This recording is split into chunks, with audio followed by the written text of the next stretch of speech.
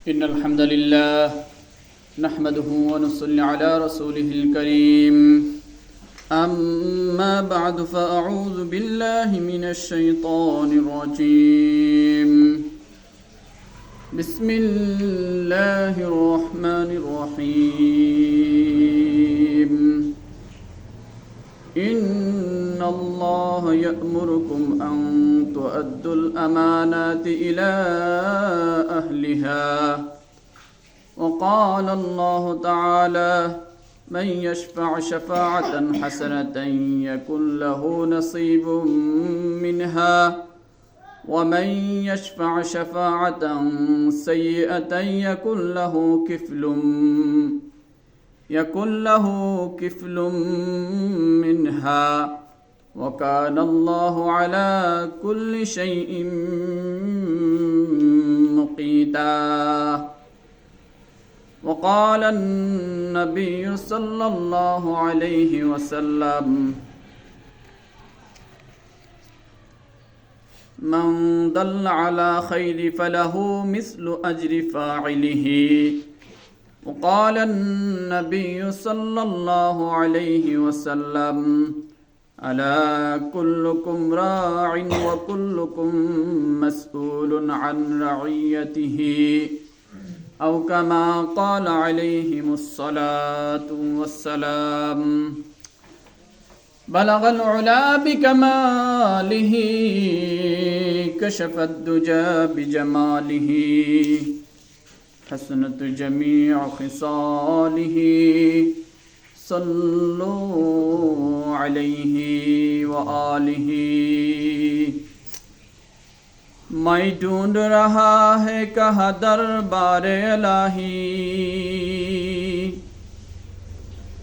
میں ڈھونڈ رہا ہے کہاں دربار الہی محبت میں تیرا دم بدم رکھنا ہے مولا تیرا نام میں جینا ہے تیرا نام میں مرنا تیرا نام میں جینا ہے تیرا نام میں مرنا ہمیں تو دستی بنا لے ہمیں تو مستی بنا لے تو خداوند یمینی تو خداوند شمالی تو خداوند عریضی تو خداوند سماوی اے قوم مسلمان خبردار خبردار یہ وقت نہ غفلت کا ہوشیار ہو ہوشیار تو مرد مسلمان ہے تو مرد مسلمان تو مرد مسلمان ہے تو مرد مسلمان ایک ہاتھ میں تلوار ہے ایک ہاتھ میں قرآن بازو تیرا توحید کی قوت سے قوی ہے بازو تیرا توحید کی قوت سے قوی ہے اسلام تیرا دش ہے تو مصطفی ہے আলহামদুলিল্লাহ মুআজ্জাজ মুকাররম সম্মানিত হাজিরিন মজলিস মহান রব্বুল আলামিনের অশেষ শুকরিয়া যে আল্লাহ রব্বুল আলামিন আমাদেরকে পবিত্র জুমাবারে সবার আগে মসজিদ আসার তৌফিক দান করছেন সেজন্য দিল থেকে শুকরিয়া আদায় করি আলহামদুলিল্লাহ মাইকে দেওয়ার উদ্দেশ্য হচ্ছে এই ওয়াজটা আমাদের পুরুষদের জন্য যেরকম দরকার মা বোনদের জন্য এরকম দরকার মা বোনরা যেহেতু মসজিদে আসতে পারেন না অনেক ওয়াজ থেকে তারা বঞ্চিত হন যেহেতু বাংলাদেশে এরকম পরিবেশও নাই সেজন্য সব ওয়াজ তাদেরকে শোনানো যায় না অথচ তাদের জন্য সমানভাবে ওয়াজ নসিহত শোনা দরকার এমনকি আরো বেশি শোনা দরকার ঠিক না ঘর ঠিক না হইলে কিছুই ঠিক হবে না ঘর ঠিক তো সব ঠিক সেজন্য মা বোনরা যারা শুনতে পাচ্ছেন তারাও খুব মনোযোগ সহকারে শুনবেন কিছু কথাবার্তা আয়াত আমি রব্বুল আলামিনের কুরআনুল কারীম থেকে সূরা নিসা থেকে আয়াত তেলাওয়াত করছি অন্য আরেক সূরা থেকে একটা আয়াত তেলাওয়াত করছি আল্লাহ রব্বুল আলামিন এই সংক্রান্ত বিষয়ে আরো অনেক আয়াত নাজিল করছেন বিভিন্ন সূরার মধ্যে তো এই বিষয়গুলো সবার জানা দরকার মানাও দরকার কারণ কোরআন তো পুরাটাই আল্লাহ রাব্বুল আলামিন দিচ্ছে জানার জন্য এবং মানার জন্য।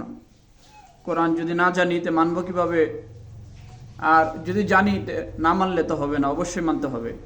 কোরআনের কিছু মানবো কিছু মানবো না, এটা তো হতে পারে না। যেরকম আমরা ইমানের কথা মানি, ইমানের মধ্যে আমাদের কোনো ভেজাল আছে বলেন? আমরা যে আল্লাহকে এক বলে মানি, কেন মানি? কোরআনের মধ্যে আছে এক বলে মানার জন্য, সেজন্য আল্লাহকে এক বলে মানি। নামাজ 5 ওয়াক্ত কেন পড়ি? কোরআনে আছে 5 ওয়াক্ত নামাজের কথা, সেজন্য নামাজ পড়ি। যাকাত দেওয়ার কথা আছে, হজ করার কথা আছে, রোজা রাখার কথা আছে, সামনে রোজা আসবে আর কয়দিন পরে। 1 মাস রোজা রাখবো না? না কম রাখবো কোনো একদিন? কেন? কারণ কম রাখার কোনো অবকাশ নাই। 29 হোক মাস বা 30 হোক, এটাই মাস। সেজন্য এখানে কোনো কম বেশি করার অবকাশ নাই, কারণ এটা আল্লাহর নির্দেশ। আল্লাহ যেভাবে নির্দেশ দেয় সেভাবে যারা মানে তারাই মুমিন, যারা মানে না তারা প্রকৃত মুমিন নয়।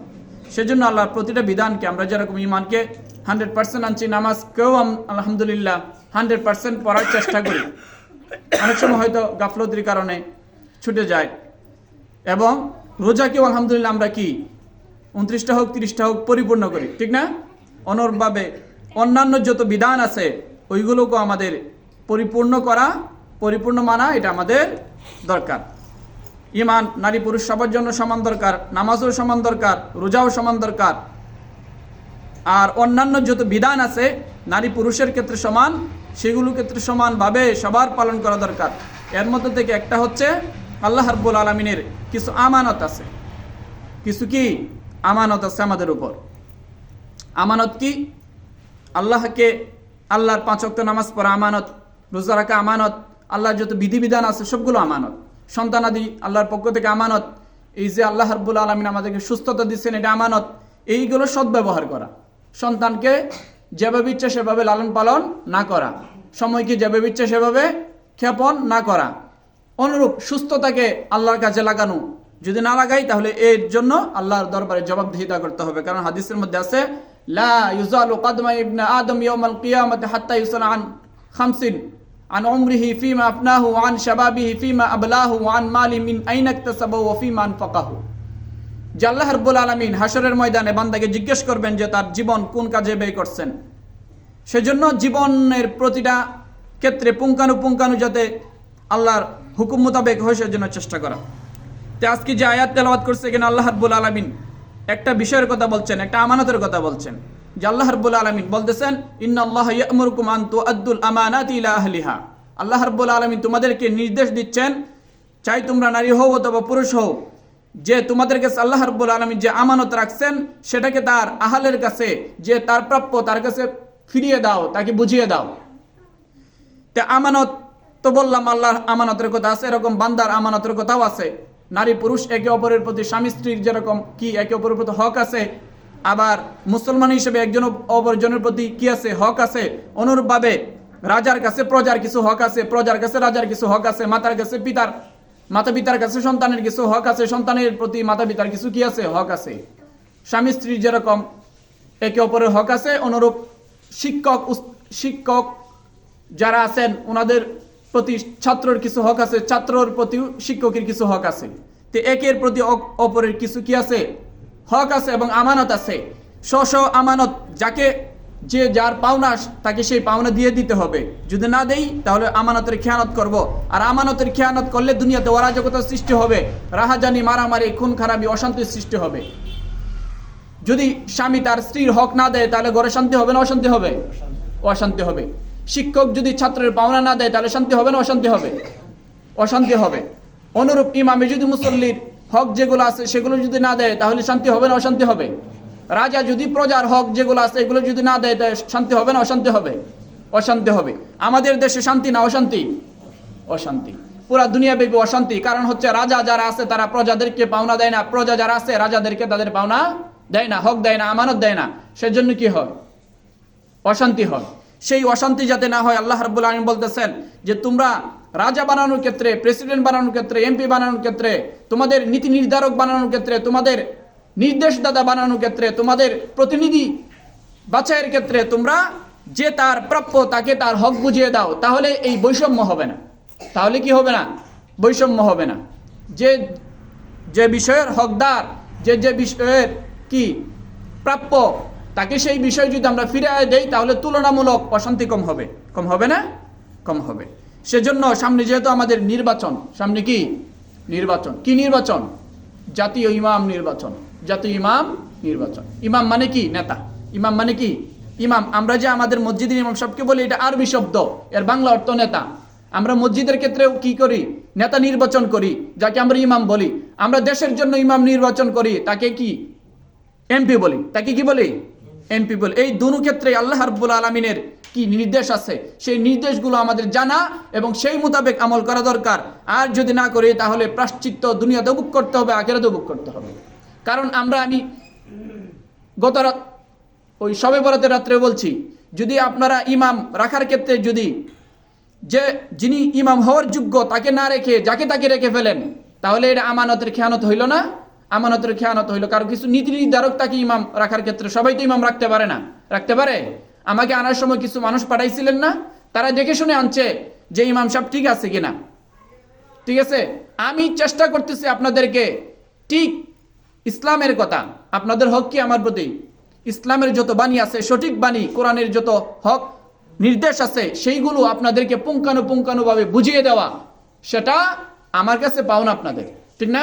কারণ আপনারা বুঝেন না, সেজন্য ইমাম নির্ধারণ করছেন। ইমাম যেভাবে বোঝায় সেভাবে আপনারা চলেন। চলেন কি চলেন না? চলেন। সুতরাং ইমাম নির্বাচনে যদি আপনারা ভুল করেন, তাহলে ইমাম আপনাদেরকে কি দিবে? ভুল মেসেজ দিবে। আর আপনাদের আখিরাতও ধ্বংস হবে, দুনিয়ার জীবনও ধ্বংস হবে। সুতরাং ইমাম নির্বাচনের ক্ষেত্রে আপনাদের যেরকম সতর্ক অবস্থানে থাকতে হয়, যাকে তাকে ইমাম রাখা যায় না। যদি যাকে তাকে ইমাম রাখি, তাহলে উনি যদি নামাজ ভুল পড়েন, তাহলে আপনার নামাজ শেষ।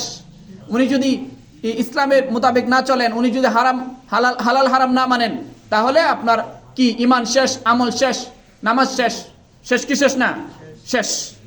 সুতরাং ইমাম নির্বাচনের ক্ষেত্রে আপনার আমার যেরকম যোগ্য ব্যক্তিকে প্রায়োরিটি দিতে হবে, বাছাই করতে হবে, নির্বাচন করতে হবে, রাখতে হবে, অনুরূপভাবে আমাদের যারা নীতি নির্ধারক হবে, যারা আমাদের দেশের নেতৃত্ব দেবে, তারাও যারা যোগ্য তাদেরকে তাদের আসনে বসাইতে হবে।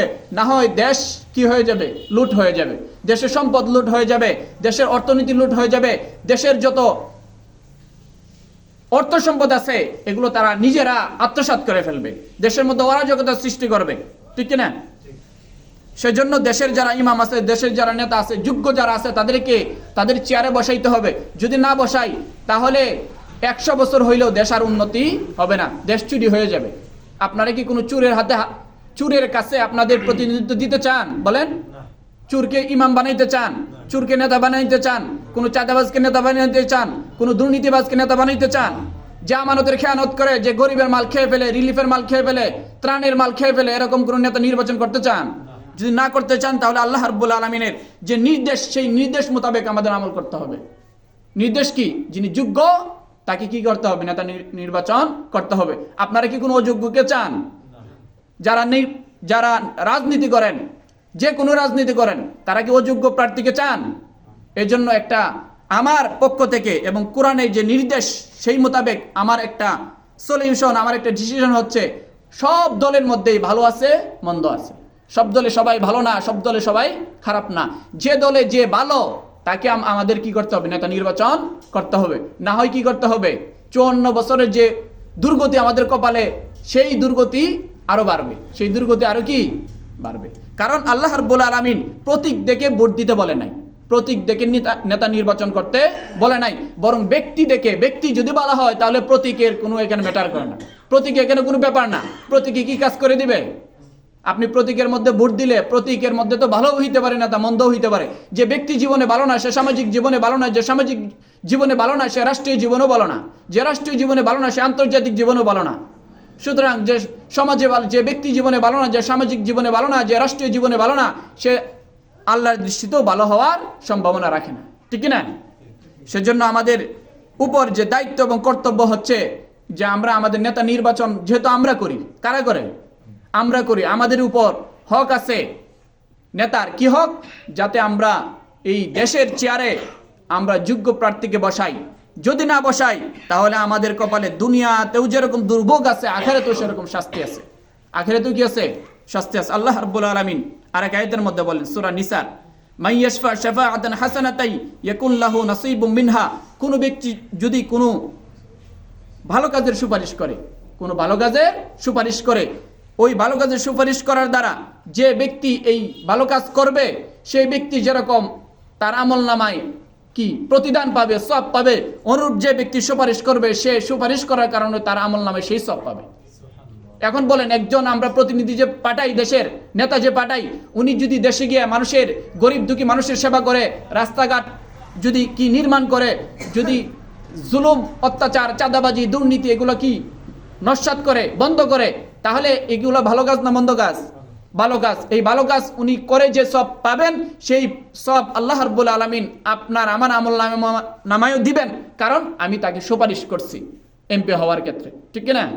আল্লাহ রাব্বুল আলামিন এই আয়াতের শেষাংশে বলেন, ওয়ামাই ইয়াশফা শাফাআতান সাইয়্যাতান ইয়াকুল্লাহু কিফলুম মিনহা, আর কোনো ব্যক্তি যদি কাউকে মন্দ কাজের সুপারিশ করে, আর সে যদি তার এই সুপারিশের কারণে মন্দ কাজ করে, তাহলে সে মন্দ কাজ করে যেরকম কি তার কপালে দুর্গতি ডেকে আনবে, তার কপালে কি শাস্তি ডেকে আনবে, আযাব ডেকে আনবে, আল্লাহ রাব্বুল আলামিন তাকেও সেই সুপারিশ করার কারণে সেই আযাবের মধ্যে, সেই শাস্তির মধ্যে, সেই দুর্গতির মধ্যে কি করবেন? নিক্ষিপ্ত করবেন। ওয়াকান আল্লাহু আলা কুল্লি শাইইন মুকিতা, আল্লাহ রাব্বুল আলামিন বলতেছেন যে ভালো কাজ করুক অথবা মন্দ কাজ করুক, আমি রাব্বুল আলামিন এই প্রতিটা ক্ষেত্রে আমি পর্যবেক্ষক। আমি কি করি? এগুলো দেখি। আমি কি করি? কে ভালো করতেছে, মন্দ করতেছে, এগুলোর প্রতিদান আমি কি করব? তাদেরকে বিচারের কার্যে হাসরের ময়দানে আমি তাদেরকে দিব। সুতরাং আল্লাহ রাব্বুল আলামিন যে এরকম পর্যবেক্ষক, এটা আমি সবাই বিশ্বাস করি না? বিশ্বাস করি। সেজন্য আমাদের উচিত হচ্ছে যিনি যোগ্য, যিনি ন্যায়বান, নীতিবান, আদর্শবান ব্যক্তি, তাকে আমাদের নেতা নির্বাচন করা। বুঝতে পারছেন? আল্লাহ রাসূল সাল্লাল্লাহু আলাইহি ওয়াসাল্লাম বলেন, আলা কুল্লুকুম রাঈন ওয়া কুল্লুকুম মাসউলুন আন রাইয়াতিহি, যে তোমাদের প্রত্যেকেই দায়িত্বশীল। প্রত্যেকেই কি দায়িত্বশীল? প্রত্যেককে তার দায়িত্ব সম্পর্কে জিজ্ঞেস করা হবে। এই হাদিসের বিস্তর আলোচনা হচ্ছে যে রাজাকে তার প্রজা সম্পর্কে জিজ্ঞেস করা হবে। আমি যে ফার্স্টে যে কথাগুলো বলছিলাম সেই কথাগুলো উস্তাদকে তার ছাত্র সম্পর্কে জিজ্ঞেস করবে, ঠিক আছে? স্বামীকে তার স্ত্রী সম্পর্কে জিজ্ঞেস করবে, বাবাকে তার সন্তান সম্পর্কে জিজ্ঞেস করবে। অনুরূপভাবে যার কোনো দায়িত্ব নাই, আল্লাহ রাব্বুল আলামিন সে কমপক্ষে 3.5 হাত বডির মালিক আছে, সুতরাং 3.5 হাত বডি সে কোন কাজে ব্যয় করছে, কোন খাতে জীবনটাকে এই 63 বছরে, 62 বছরে, 70 বছর, 80 বছরের জীবনকে ক্ষেপণ করছে, কোন কাজে, সেই বডি সম্পর্কে আল্লাহ রাব্বুল আলামিন তাকে আমানতদার বানাইছেন, জিম্মাদার বানাইছেন, সেই বডি সম্পর্কে আল্লাহ রাব্বুল আলামিন জিজ্ঞেস করবেন। এই হাদিসের মধ্যে কি আছে? বিস্তারিত আছে, একবার উল্লেখ করা আছে। রাজাকে তার প্রজা সম্পর্কে জিজ্ঞেস করবেন, মালিককে তার গোলামকে তার মরিব সম্পর্কে জিজ্ঞেস করবেন, মরিবকে তার গোলাম সম্পর্কে জিজ্ঞেস করবেন, একে অপরে আমানত দিছে কিনা, হক দিছে কিনা, হক আছে কি আছে না, গোলামের প্রতি, মালিকের প্রতি কি তার কর্মচারী হক আছে না, অনুরূপ কর্মচারীর মালিকের প্রতি হক আছে না, এই সবগুলো সম্পর্কে আল্লাহ রাসূল সাল্লাল্লাহু আলাইহি ওয়াসাল্লাম বলতেছেন যে জিজ্ঞেস করা হবে। যারা মুমিন তারা সেই সতর্ক অবস্থানে থাকবে যাতে তাদের দ্বারা কোনো কি না হয়, তার হকের মাধ্যমে কোনো ত্রুটি বিচ্যুতি না হয়, যাতে তাদের পাওনার মধ্যে, আমানতের মধ্যে কোনো খেয়ানত না হয়। সুতরাং আপনি আমি সবাই মুমিন না? আপনি আমি সবাই মুসলমান না? আপনি আমি কি শুধু খালি ব্যক্তি জীবন আল্লাহর কথাই মানবো, সামাজিক জীবন আল্লাহর কথাই মানবো, আর রাষ্ট্রীয় জীবন ইহুদি, খ্রিস্টান এবং নাসারাদের কথাই মানবো? না, সবগুলো কথাই, সবগুলো ক্ষেত্রেই, ব্যক্তি জীবন হোক, সামাজিক জীবন হোক, আমাদের রাষ্ট্রীয় জীবন হোক, সব ক্ষেত্রেই আমাদের আল্লাহর যে হুকুম আছে, নবীর যে তরিকা আছে, সেই মোতাবেক আমাদের কি করতে হবে? মানতে হবে। সেই মোতাবেক মানতে হবে না? সেজন্য আমাদের কাছে আল্লাহ রাব্বুল আলামিন যে মেসেজ পাঠাইছেন, সেই মেসেজ উলামায়ে কেরাম আপনাদেরকে শোনায়া দিচ্ছেন। আল্লাহ রাব্বুল আলামিন এগুলো শুধু উলামায়ে কেরামের জন্য পাঠাইছেন না, সবার জন্য পাঠাইছেন? সবার জন্য পাঠাইছেন। এই সমাজের মধ্যে যারা কি আছে, বিধর্মী আছে, তাদের জন্য ওই মেসেজ। তারাও কি করতে হবে? দেখতে হবে তুলনামূলক কে নীতিবান, কে আদর্শবান। কারণ এই দেশের মধ্যে একজন নেতা যখন নির্বাচিত হবে, তখন উনি কি মুমিন মুসলমানদের যেরকম নেতা, অনুরূপ কাফির, মুশরিক, বেদিন, ইহুদি, খ্রিস্টান, নাসারা, হিন্দু, বৌদ্ধ যারা আছে, যত জাতি উপজাতি আছে, বাংলাদেশি অথবা পাহাড়ি যা আছে, সবার উনি নেতৃত্ব দান করবেন না? সুতরাং সবার জন্য এটা জিম্মাদারি। আল্লাহ রাব্বুল আলামিন সবার জন্য এই মেসেজ দিচ্ছেন যে তোমরা তোমাদের নেতা নির্বাচনের ক্ষেত্রে আদর্শ নেতা নির্বাচন করো, না হয় তোমাদের প্রায়শ্চিত্ত তোমাদের ভোগ করতে হবে। যাহারাল ফাসাদু ফিল বাররি ওয়াল বাহরি বিমা কাসাবাত আইদিন নাস, জলস্থলের এই দুর্ভোগ আর অশান্তি যেগুলো ছড়িয়ে পড়ছে, সবগুলো আমাদের নিজেদের হাতের কামাই। আল্লাহ রাব্বুল আলামিন সূরা মুরসালাতের মধ্যে বলেন, ওয়াইলু ইয়াউমাইযিল লিল মুকাদ্দিবিন, ধ্বংস ওই ব্যক্তিদের জন্য, জাহান্নাম ওই ব্যক্তিদের জন্য যারা কি করে? মিথ্যা সাক্ষ্য দেয়, যারা কি করে? মিথ্যা প্রতিপন্ন করে, সত্যকে কি করে? গোপন করে, সত্যকে প্রত্যাখ্যান করে। সুতরাং আমি নির্বাচন আসলে আমি বিক্রি হয়ে যাই। কি হয়ে যায়? বিক্রি হওয়া যাবে? বলেন, বিক্রি হওয়া যাবে? টাকার বিনিময়ে, কোনো কিছুর বিনিময়ে, কোনো প্রলোভনের প্রতি ঝুঁকে কি করা যাবে? নিজের ব্যক্তিত্বকে বিক্রি করা যাবে, নিজের ভোটকে বিক্রি করা যাবে? এটা কি বিক্রি করার জিনিস? না, এটা একটা আমানত, যে তার পাওনাদার তাকে দিতে হবে। যে পাওনাদার তাকে দিতে হবে না? একজনের হক আরেকজনকে দেওয়া যাবে? সুতরাং আমি সবাই আকলমন্দ, বিবেকবান, বুদ্ধিমান, ঠিক আছে? এই 500 টাকা দিয়ে আপনি কি করতে পারবেন? 1000 টাকা দিয়ে নেতা আপনাকে দিলে কত দিবে? 1000, 2000, 5000। কিন্তু 5 বছর লুটে পুটে খাবে, এই যে দ্রব্যমূল্যের দাম বেড়ে যাবে না? তখন আপনাকে 500 টাকা দেবে, আপনি 500 টাকা দিয়ে কি করবেন? 1000 টাকা, 2000 টাকা দেবে, কি কয়দিন চলতে পারবেন? এক তো আপনি দুনিয়াতেও দুর্ভোগে থাকবেন, আখিরাতেও দুর্ভোগে থাকবেন। কারণ এটা আল্লাহ রাব্বুল আলামিনের পক্ষ থেকে কি ছিল? আমানত ছিল। আর একজন ন্যায়বান, নীতিবান যদি মানুষ যায়, তাহলে এর বেনিফিট আপনি দুনিয়াতেও পাবেন, আখিরাতেও পাবেন। সৎ শাসক যদি থাকে, যে দেশগুলো সৎ শাসক আছে, ওই দেশের মানুষের নিরাপত্তা কি ভালো না? ওই দেশের দ্রব্যমূল্য ভালো না? ওই দেশের মানুষের সুখে দুঃখে যদি নেতা পাশে দাঁড়ায়, তাহলে আর কি লাগে? দেশ কি গরিব? আমাদের গরিব না। অনেক অর্থ আছে, অনেক কি আছে, ইনকামের সোর্স আছে, কিন্তু এগুলো আমাদের নেতা যারা আছে, বরাবর যারা নির্বাচিত হয়, তারাই লুটে ফুটে খেয়ে ফেলে। ইল্লা মাশাআল্লাহ, 1-2 জন বাকি, 1-2 জন ছাড়া সবাই কি করে? এগুলো খেয়ে ফেলে। আল্লাহর রাস্তায় অনেক দিন পরে আপনারা সবাই কি উচ্ছ্বাসের সাথে কি নির্বাচনে যাবেন, ভোট দিবেন। যদিও এই গণতন্ত্র নিয়ে কি আছে, অনেক কি আপত্তি আছে, তারপরেও মন্দের ভালো হিসেবে, ঠিক আছে? কারণ ইসলামের নির্বাচনের সাথে, ইসলামের নেতা নির্বাচনের ক্ষেত্রে যে পদ্ধতি আছে, এগুলোর সাথে, গণতন্ত্রের সাথে, ডেমোক্রেসির সাথে, রিপাবলিকানের সাথে অনেক কি আছে, মতবিরোধ আছে। তারপরেও যেহেতু দেশ একসাথে কি করা যাবে না, পরিবর্তন করা যাবে না, ডে বাই ডে, দিন বদিন আমাদের চেষ্টা করতে হবে যাতে একজন আদর্শবান নেতা আসে, যাতে একজন কি নীতিবান নেতা আসে। নীতিবান নেতা আসলে আমাদের ভাগ্যের পরিবর্তন হবে, আমাদের দেশের পরিবর্তন হবে, আমাদের দিন দুঃখী মানুষের কি কষ্ট লাঘব হবে। না হয় শুধু জালেম আসবে, একের পর এক কি আসবে? জালেম আসবে। আর আইসা যত পাপ করবে, তার দায়ভার আমার আমলনামার মধ্যে হবে। আর যদি ভালো কাজ করে, তাহলেও তার কি সব বেনিফিট আমার আমলনামায় আসবে। সেজন্য আমরা সবাই দলান্ত যাতে না হই। দল আছে না, যে কোনো দল হোক, যে কোনো দলের মধ্যে ভালো আছে, মন্দ আছে। এই জন্য আপনারা খুব ইস্তাফতি আন কলবিক, যে আপনারা সবাই বিবেকবান, যারা ভোট দিবে এরা কি নাবালক কেউ, সবাই সাবালক, বুদ্ধিমান, ঠিক আছে? 18+। সুতরাং সবাই আকল, বিবেক, বুদ্ধি আছে যে কাকে ভোট দিলে দেশের জন্য কল্যাণ হবে, আমাদের এলাকার জন্য কল্যাণ হবে, এরকম মানুষকে আপনাদের নির্বাচন করা, এটা আপনাদের কি দায়িত্ব এবং কর্তব্য। কাকে দিবেন এটা বলে দেওয়ার দায়িত্ব আমার না। ইস্তাফতি আন কলবিক, নিজের কল্পকে জিজ্ঞেস করুন, ফতোয়া তালাশ করুন। এই ফতোয়া আপনার নিজের কলবেই দিতে পারবে না, এটা বলে দিতে হবে না। সেজন্য আমার বলে দেওয়ার দায়িত্ব হচ্ছে ন্যায়বান, নীতিবান, আদর্শবান যারা আছে, তাদেরকে কি করা? নেতা নির্বাচন করা। এটা কোরআনের নির্দেশ, আল্লাহর নির্দেশ, রাসূলের নির্দেশ। যদি না মানেন, তাহলে জোর করে মানানো যাবে না।